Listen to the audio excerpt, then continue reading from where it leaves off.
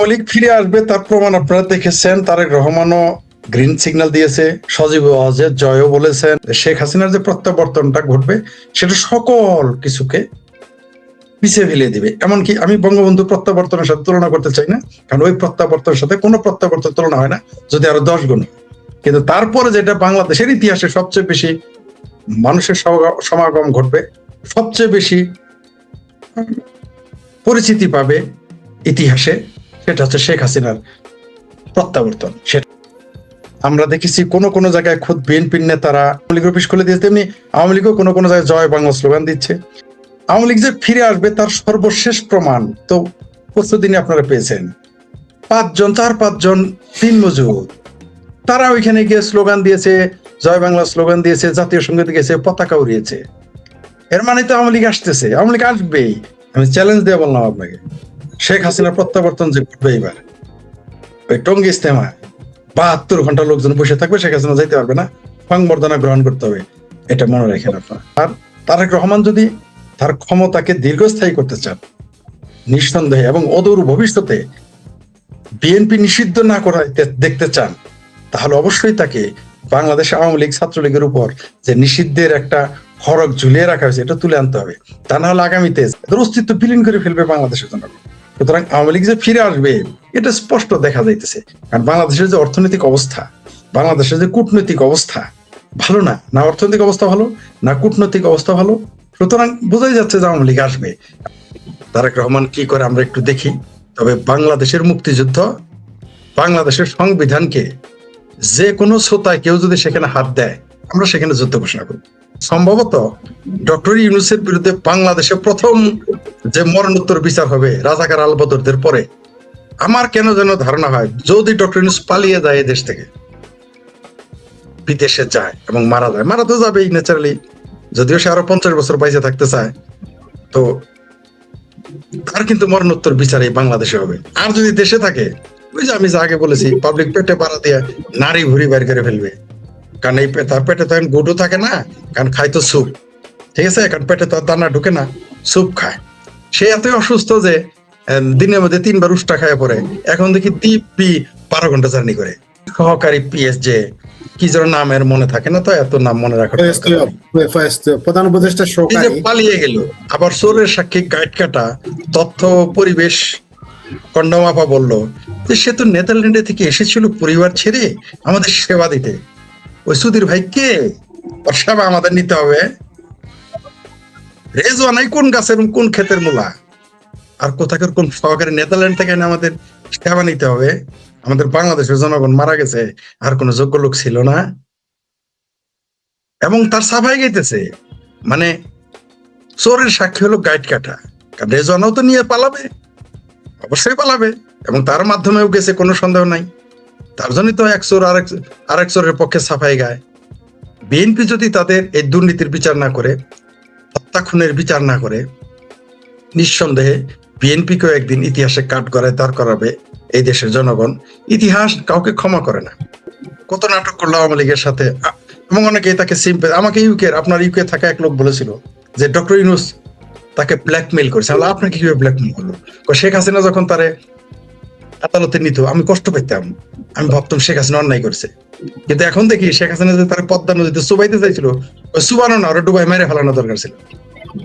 চিন্তা করে দেখেন, যে ব্যক্তি ডক্টর ইউনূসের জন্য সে বললো যে ইউনূস তার কাছে অপরাধ, কেন? আমি তো তাকে ভালোবাসতাম। ঠিক যেমন মেজর আখতারুজ্জামান, শেখ হাসিনার প্রত্যাবর্তন ঘটবে।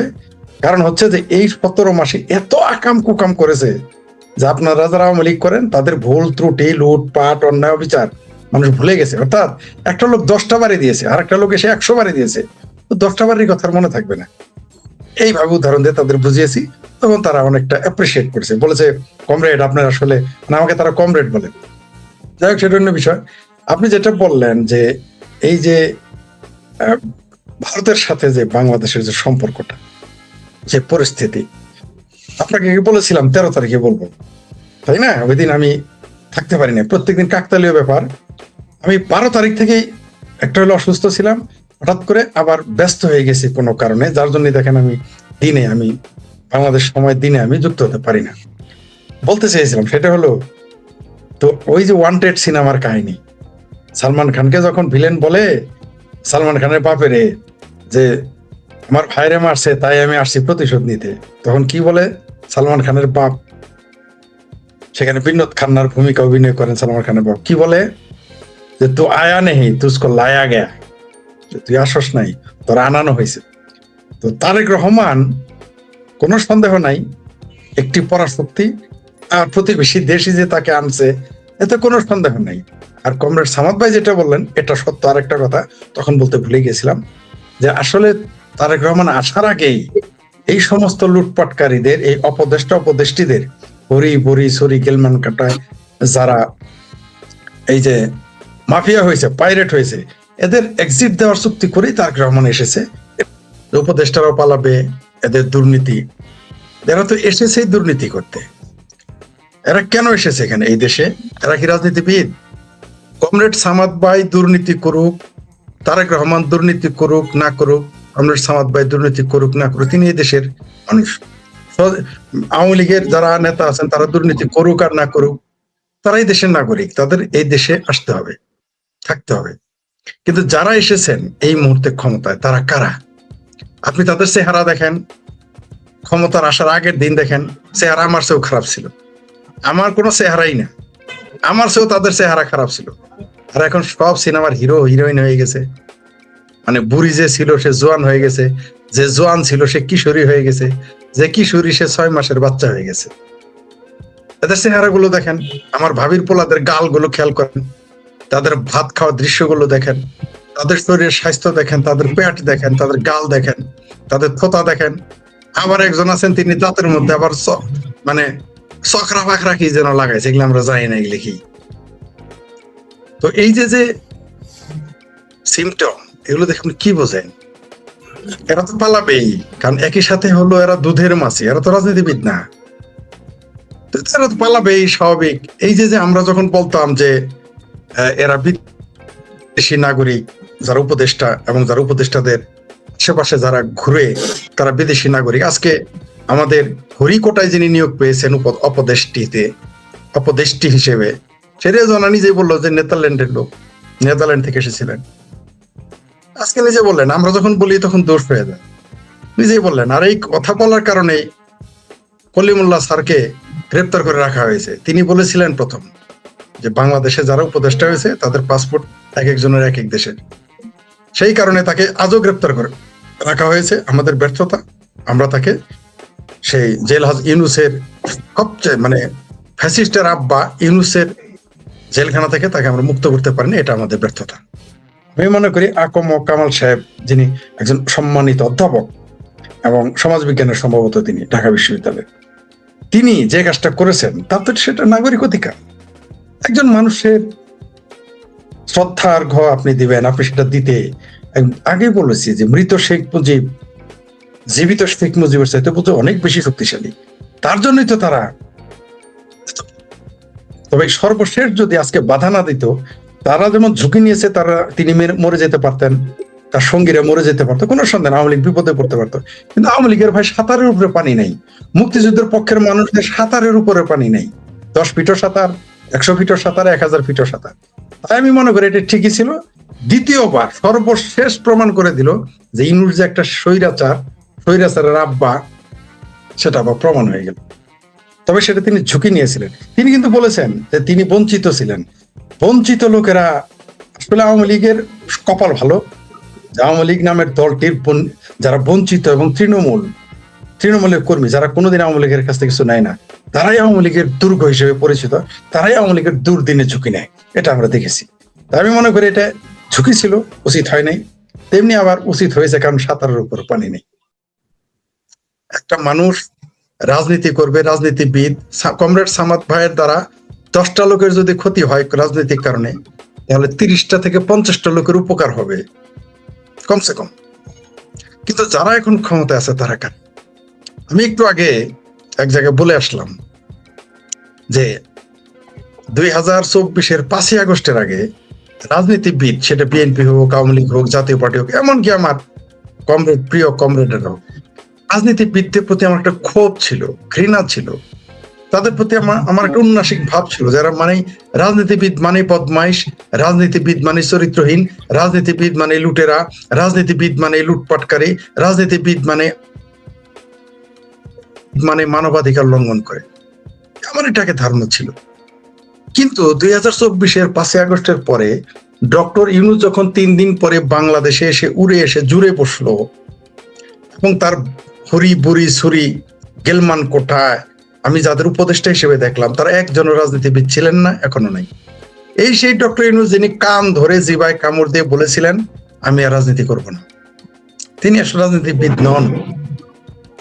এই লোকগুলো আসার আগে, ক্ষমতায় আসার আগে ভাবতাম যে রাজনীতি সামাদ ভাইয়েরা না থাকলে কত ভালো হইতো, ওবায়দুল কাদের সাহেব না থাকলে কত ভালো হইতো, তারেক রহমান না থাকলে কত ভালো হইতো, শেখ হাসিনা খালেদা না থাকলে দেশ কত ভালো চলতো, এটাকে বিশ্বাস করতাম, আসলেই বিশ্বাস করতাম যে এরা না থেকে যদি এই শিক্ষিত বুদ্ধিজীবীরা আসতো দেশ একেবারে মান্না চালু আসতো। কিন্তু এরা ক্ষমতায় নেওয়ার পরে দেখলাম রবীন্দ্রনাথের সেই কথাটাই যে দুর্বলের অত্যাচার সবলের অত্যাচার সহা যায়, দুর্বলের অত্যাচার বড়ই অত্যাচার, এটা সহা বড়ই কঠিন। অর্থাৎ কেসকি বান্দির পোলারা যদি রাজা হয়ে যায় তখন সেই দেশে থাকা কঠিন হয়ে যায়। এই ব্যাপারে চাণক্য নীতিতে আছে যে যেখানে উপদ্রব বেশি সেই দেশ ত্যাগ করতে হয়। অনেকে আমাকে বলেন না আত্মগোপন কেন করেছি, ভাইজান আমরা স্টাডি করি, পড়ালেখা করি। প্রফেট মোহাম্মদ, আপনাদের বাংলাদেশে তো মুসলিম প্রধান দেশ তাই বলে, প্রফেট মোহাম্মদকেও কিন্তু হিজরত করতে হয়েছিল। চাণক্য নীতি আমি স্টাডি করি বাংলা ভাষায় না, ইংরেজি ভাষাতেও না, হিন্দিতেও না, সংস্কৃতি ভাষা পড়েই চাণক্য নীতি চর্চা করি। তো সেখানে একটা কথা আছে, তিনি বলেছেন যেখানে উপদ্রব হয়ে যায় সেখানে থাকতে হয় না। আমাদের জামাল ভাইরা ভাষায় বলে যেই দেশে তেলের আর ঘিয়ের দাম সমান ওই সমাজে ওই দেশে বাস করা যায় না। তো বাংলাদেশে এখন নাভিদ আর দারোগার মান সমান, কেসকি বান্দির বলা রাজার মান সমান। আমি সামন্তবাদী কথা বলতেছি না, আমি তাদের আচরণের কথা বলতেছি। কমরেড সামাদ ভাই ভুল বুঝবেন না, কারণ আপনিও জানেন যে আমি সামন্তবাদে বিশ্বাস করি না। তো এটা আমি একটা শ্রেণীর বৈশিষ্ট্যের কথা বলতেছি এখানে। তো আমরা কি দেখলাম যে 17 বছর লেগেছিল 400 কোটি টাকার করতে একজন প্রধানমন্ত্রী পেয়েছে এবং তাকে ক্ষমতাচ্যুত করা হয়েছে, অর্থাৎ তাকে প্রধানমন্ত্রী ক্ষমতাচ্যুত হয়েছেন, তার পিএসও ক্ষমতাচ্যুত হয়েছে। কিন্তু আমরা কি দেখলাম এই 17 মাস তো এখন 18 মাস, আমরা 7-8 মাসে দেখলাম 400 কোটি টাকার দুর্নীতি করেছে। যারা চলতো লোকাল বাসে, থাকতো শিবিরের মেসে, খাইতো শিবিরের মেসে, যারা ছিল জামাতিদের গেলমান, তাদের পিএসআর 150, 200, 400 কোটি টাকা মেরে দেয়। তাহলে ফলাফল কি দাঁড়াইলো? অর্থাৎ আমি যাদের গমসুর বলতাম, সামাদ ভাইয়ের মতো রাজনীতিবিদদের বলতাম এরা ভালো মানুষ না, এরা দুর্নীতিবাজ। তারেক রহমানের মতো রাজনীতিবিদদের বলতাম এরা দুর্নীতিবাজ, এরা কমিশন খায়, এরা হাওয়া ভবন বানায়। বিএনপি আওয়ামী লীগকে বলতাম এরা লুটেরা। কিন্তু এখন কি দেখলাম, সবচেয়ে ভালো ছেলে, ভালো মেয়ে, ভালো ভাতিজা, ভালো আপা, ভালো বুবু, ভালো ভালো মানুষগুলো এখন ক্ষমতায়। এই ক্ষমতায় যারা এখন আছে তারা কেউ ডক্টরেট, কেউ নোবেল লরিয়েট, আবার কেউ অবশ্য কেউ বলে কেউ মেট্রিক পাসও আছে। তো মাঝে মধ্যে তো দুই একটা ধানের সাথে চিটা যায়, সেই হিসেবে হয়তো গিদর ফারুকি পোস্ট দিয়ে উপদেষ্টা হয়ে গিয়েছিল। সে যাই হোক, তারপরে ধরে নিলাম আর সবাই তো উচ্চ শিক্ষিত এবং ভদ্রলোক। ফলাফল কি দেখলাম, এ দেশটাকেই তারা বিক্রি করে দিল। চেয়ারম্যান মেম্বার তো ভাই গম চুরি করে সেটা আবার কিন্তু বাজারেই রাখে, অর্থাৎ আমাদের এই টাকাটা দেশেই থাকে। গম চুরি করে কিন্তু বাংলাদেশের চেয়ারম্যানেরা সুইজারল্যান্ডে পাঠায় না, কানাডায় পাঠায় না, বাংলাদেশেই থাকে। আর এখন যে শিক্ষিত চোরেরা আসছে, ভদ্রলোকেরা আসছে, বলে যে জামালপুরের মধ্যে সবচেয়ে ভালো ছেলে হইলো শেখ ফরিদ। কিরকম ভালো? কখনো তো দেখলাম রাস্তাতে যাইতে মানুষের শরীরে পেশাব করে দেয়, বলে যে এটাই হলো সবচেয়ে জামালপুরে ভালো ছেলে শেখ ফরিদ। তা আমাদের যারা এখন ক্ষমতায় আছে তারা হলো সবচেয়ে ভালো, তারা বন্দর বিক্রি করে দেয়, তারা মানে বয় কামাল বলে আমাদের জামালপুরের ভাষা, মানে যে মাল চলে না সেটাকে বলে বয় কামাল। সেই বয় কামাল কেনার জন্য বিদেশিদের সাথে চুক্তি করেছে। আবার এমন কিছু কিছু চুক্তি করেছে যে তারা হাঙ্গা করেছে না, বিয়ে করেছে না, নিকা করেছে না, মুতাবিবাহ করেছে আমরা জানি না, সেই চুক্তি নামাই দেখতে দেয় না। আবার বলে এটা দেখানো যাবে না। তারা শিক্ষকদের বেতন বাড়াবে না, বলে এটা তাদের দায়িত্ব না। কিন্তু বাপ্পারাজের হেনা ভোট করার তাদের দায়িত্ব। বাংলাদেশে এখন আপনার এখানে তো সেন্সর দেওয়া আছে, আমিও তো এবার সামাদ ভাইয়ের মতো রাগ উঠে গেছে, আমার কিছু বলতে ইচ্ছা করে গালাগালি করতে, কিন্তু ভয় পাইতেছি। তো এই যে কোথাকার কোন থালিরি আজকে ধরে আনছে, যে বাংলাদেশের নাগরিক কিনা এই সংবিধান হাবাকে নিয়ে আসছে আমাদের সংবিধান শিখাইতে। আমরা সংবিধান সিরি ফারি কাটি সামাদ ভাইয়ের সাথে, তারেক রহমানের সাথে, শেখ হাসিনার সাথে, খালেদা জিয়ার সাথে, বা আরো যারা বামপন্থী আছে, এদের সংবিধান আমরা সিরি ফারি আমাদের ব্যাপার, সেটা ভুল হোক শুধু। থালিরিয়াসটা কে? তার তো এই দেশের পাসপোর্টই নাই।